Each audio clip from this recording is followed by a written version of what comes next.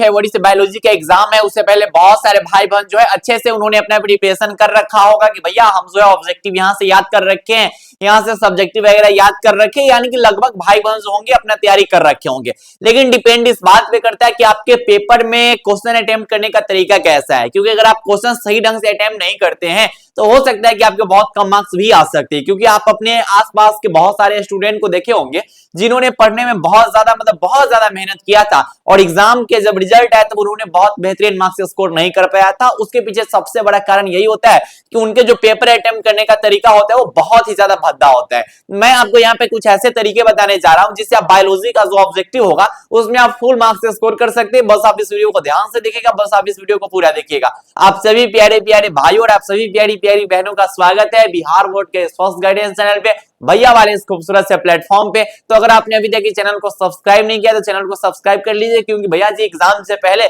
और एग्जाम के बाद भी जो भी चीजें होती है ना वो सब कुछ आपको इस चैनल पे मिल जाएंगे कि भैया कैसे मार्क्स बढ़ाए जाते हैं, कैसे इंप्रूवमेंट एग्जाम होते हैं, कैसे आप जो है कॉपी रीचेकिंग वगैरह करा सकते हैं, वो सब कुछ आपको जो है इस चैनल पे मिलता रहेगा। तो आप इस चैनल को सब्सक्राइब कर लीजिएगा। और भैया हमें ये बताइए कि बायोलॉजी का जो ऑब्जेक्टिव होगा ना भैया जी 35 मार्क्स हमको चाहिए तो चाहिए, अब जैसे मिले। मैं आपको कुछ तरीके बताऊंगा, इस तरीका को अगर आप फॉलो कर लेते हो तो बहुत बेहतरीन मार्क्स स्कोर कर लोगे। मैं पहले आपको रियलिटी बता दूं कि भैया बायोलॉजी के जो ऑब्जेक्टिव होते हैं ना उसके पीछे का मैं रियलिटी आपको समझाता हूं। और आप ये देखिए भैया जी, रियलिटी ये है कि 70 को तक क्वेश्चन पूछा जाता है बायोलॉजी में, इसमें से 70 को जो क्वेश्चन होता है इसमें से अटेम्प्ट करने होते हैं मात्र 50%, यानी कि 35 क्वेश्चन अटेम्प्ट करने होते हैं। यानी कि भैया जी 70 को में से ना आपको 35 मार्क्स चाहिए ही चाहिए। अब कैसे आएगा वो मैं आपको समझाता हूं।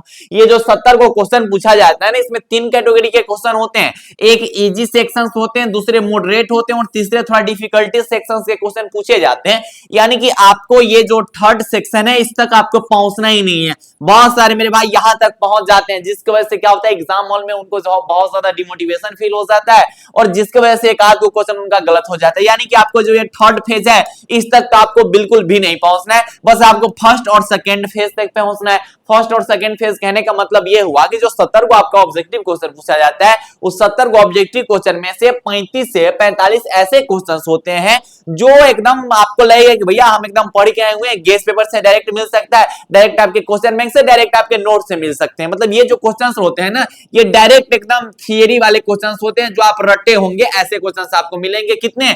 35 से 45 को क्वेश्चन। अच्छा, उसके बाद कुछ ऐसे क्वेश्चंस होते हैं जिसपे आपको हो सकता है कि थोड़ा बहुत सोचना पड़ सकता है, तो वैसे क्वेश्चन आपको 15 से 20 को देखने को मिलते हैं। और ये जो वेटेज है ना भैया जी लगभग 3-4 साल से सेम ऐसा ही कैटेगरी का पेपर पूछा जाता है। यानी बायोलॉजी की मैं बात करूं तो ऐसे बायोलॉजी, फिजिक्स, केमिस्ट्री हर एक ऐसे ही कैटेगरी होता है कि 70 क्वेश्चन में से 35 से 45 को जो क्वेश्चन होता है वो इजी वाले क्वेश्चन होते हैं और बाकी ये जो होते हैं मैं आपको समझा दिया।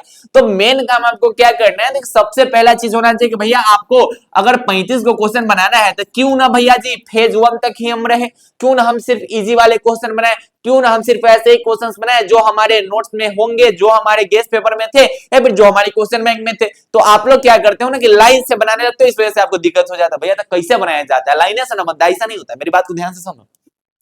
जब आपके हाथ में पेपर पड़े तो सबसे पहले आपको काम क्या करना है कि मान लीजिए कि ये मेरे हाथ में पेपर आ गया, ध्यान से समझिएगा मेरी बात को। अगर आपने अभी तक चैनल को सब्सक्राइब नहीं किया तो चैनल को सब्सक्राइब कर लीजिए। मैं बार बार आपको कह रहा हूं कि ये चैनल आपको बहुत ज्यादा सपोर्ट करेगा एग्जाम के बाद भी और एग्जाम से पहले भी, ठीक है? तो आप बढ़िया से इस चैनल को सब्सक्राइब कर लीजिए। हम मान लेते हैं कि यहाँ पर इतने क्वेश्चंस है, मान लेते हैं कि मेरे सामने 10 ही क्वेश्चंस है, तो सबसे पहले ना आप क्या कीजिए कि क्वेश्चंस जो है ना इस क्वेश्चन में आप क्वेश्चन को देखिए कि कौन कौन क्वेश्चन आपको आता है। मान लीजिए पहला क्वेश्चन आपको नहीं पता है, छोड़ दीजिए। दूसरा क्वेश्चन का आंसर पता है तो क्वेश्चन पर टिक कर लीजिएगा, ऑप्शन में टिक कर लीजिएगा, नहीं तो फिर दिक्कत हो जाएगा। एग्जाम हॉल में कॉपी छिनाने लगता है। आप ABCD मत टिक कीजिएगा, क्वेश्चन आप टिक कर लीजिएगा। फिर चौथा पता है तो चौथा टिक कर लीजिए, पांचवा पता है पांचवा टिक कर लीजिए, सातवां पता है सातवां टिक कर लीजिए, नौवां पता है नौवां कर लीजिए। यानी मैं ये कह रहा हूं ना कि सबसे पहले आपको काम क्या करना है कि क्वेश्चन नंबर 1 से लेकर क्वेश्चन नंबर 70 तक आपको पहुंचना है और वो सब एक क्वेश्चंस को टिक करना है जो क्वेश्चन आपको पता है। यानी कि 1 से 70 तक जाना है पेपर में और हाथ में पेन रहना चाहिए और क्वेश्चंस को टिक करते चलना जिसका आंसर आपको एक्यूरेट पता है।